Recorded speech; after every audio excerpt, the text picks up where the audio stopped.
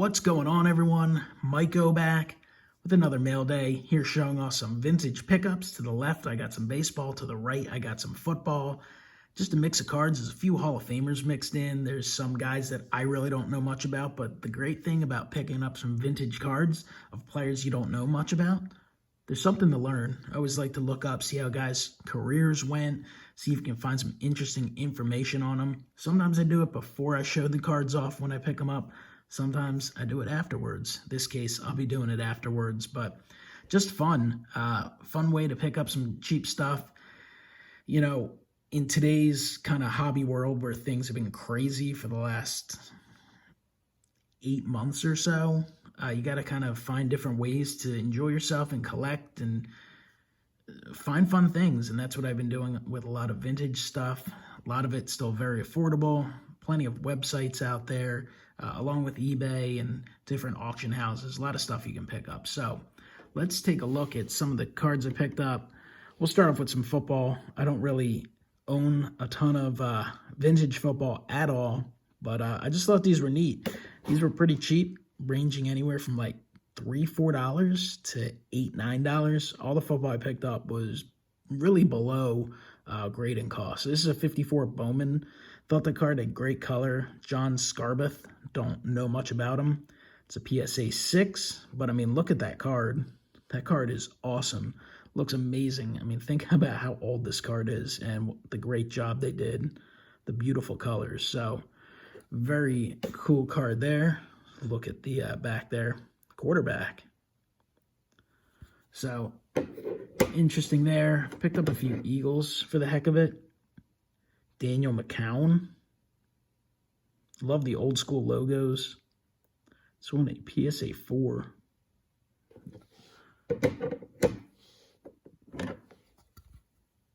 Richard Lemon in a 6. Looking to make that one-handed catch, I guess. Running back.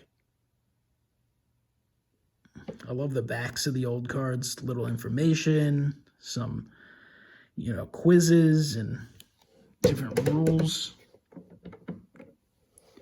It's a 1962 Fleer Bob D. defensive end for the Boston Patriots. PSA 8. Said vintage football, especially because the sets, for their size, they had a lot of guys that, at different positions that people weren't necessarily looking for. I mean, you can get a lot of these if you look around pretty cheap. Here's Bob Lilly, the most recognizable name of the football pickups in a PSA 6, defensive tackle for the Dallas Cowboys. Very cool. I don't know. I mean, I guess 76 counts as vintage, but I mean, Alan Carter, running back for the Patriots in a 6, 879 yards on kickoff returns. I mean, this card was probably like $2 with combined shipping. So, in 1984, which I definitely don't consider 84 vintage, but Andre Tippett, legend in a 6. For a couple bucks, how do you not pick it up? So those are some football additions to the collection. And then we got some baseball. All right, so baseball. So one of my all-time favorite sets, 1933 DeLong. Just beautiful looking cards. Just love the stadium background, the different colors in the background. This is Jimmy Dykes, Chicago White Sox, leaping. It's a PSA 1. The card definitely has some beating to it. It's got a little creasing in there and a tear there, but you know what? From an arm's length, looks great.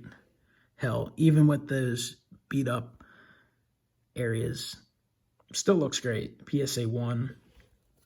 The DeLong set is awesome. So anytime I can pick one of these up in a low graded cheap price, I'll certainly grab it. Got a 1948 Leaf, Johnny Hop, in a PSA 5. Again, just super random pickups. He's with the Pittsburgh Pirates. But love all these old school cards. I mean, they look awesome. And, you can think of it this way. I mean, these guys, I've always said it in the past from my perspective, every guy who's played baseball has made an impact on the sport somehow, some way, even if it was for, they only had a cup of coffee. They might have hit a foul ball to a fan. They might have signed an autograph pregame for a kid, but they've played their role in the sports history. So, I have no problem picking up some commons from time to time. And of course, with vintage, they're a little more tough.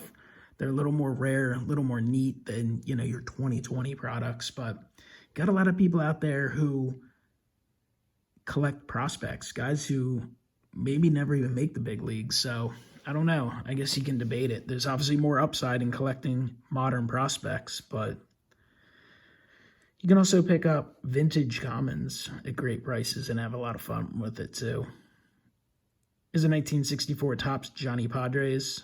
Needed this one for the Johnny Padres run. PSA 8, 64 Topps. One of my favorite designs. Beautiful looking cards. So cool card there. Johnny Padres.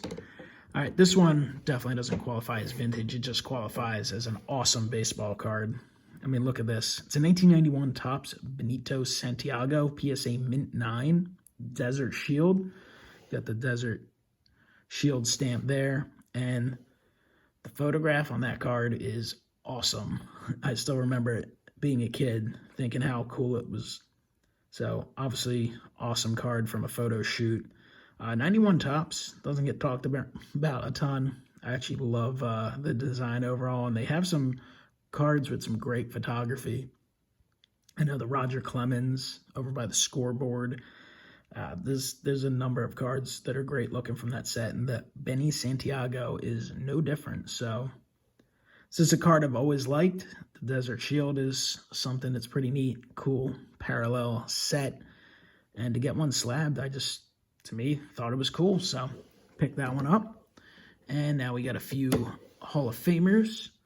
We got a 1957 Topps Whitey Ford in a PSA 6. Big fan of 57 Topps. Whitey Ford, Hall of Famer. Obviously, unfortunately, he's one of the Hall of Famers we've lost in 2020. But obviously, an all-time great. One of the all-time great pitchers in both Yankees history, baseball history, Hall of Famer. And he's a recognizable name. If you get out there and you kind of watch some of the old baseball documentaries or even baseball movies, think of the movie 61, some of these players who are characters in those movies, you can kind of feel like you relate to them or like you got to follow them in some way, shape, or form. So I think that's cool. So sweet Whitey Ford. And then the final pickup, definitely happy to add this one. Another one of those sets that I just love to always pick cards up in. 1951 Bowman. It's Larry Doby in a near mint 7. Beautiful looking card. Love the 51 Bowman. The images are just amazing. You got Larry Doby there. So definitely a card I've been hoping to add to the collection for a long time. An overall very clean example in a near mint 7. Centering, not perfect, but not horrific. I still feel like my eyes still just key in on that amazing color, that amazing image, as opposed to being distracted by the left to right and top to bottom centering issues. So that's it for the pickups. Just some fun stuff. Generally speaking, all pretty cheap. I mean, the Larry Doby, I don't remember offhand exactly how much that one was, but that was a card you actually had to spend a little bit on.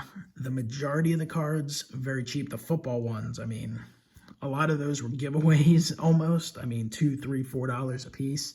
And the baseball, I mean, I thought I got them all at good prices. Again, don't have the prices offhand, but, if you can get sweet vintage cards for $10, $15, I mean, that's great. And then Larry Doby, I want to say it was probably closer to $60, $70, something like that. But all fun pickups. Definitely cool stuff for the PC. Appreciate you guys watching. Comment down below. Let me know what you guys think, and I'll talk to you next time. Have a great one.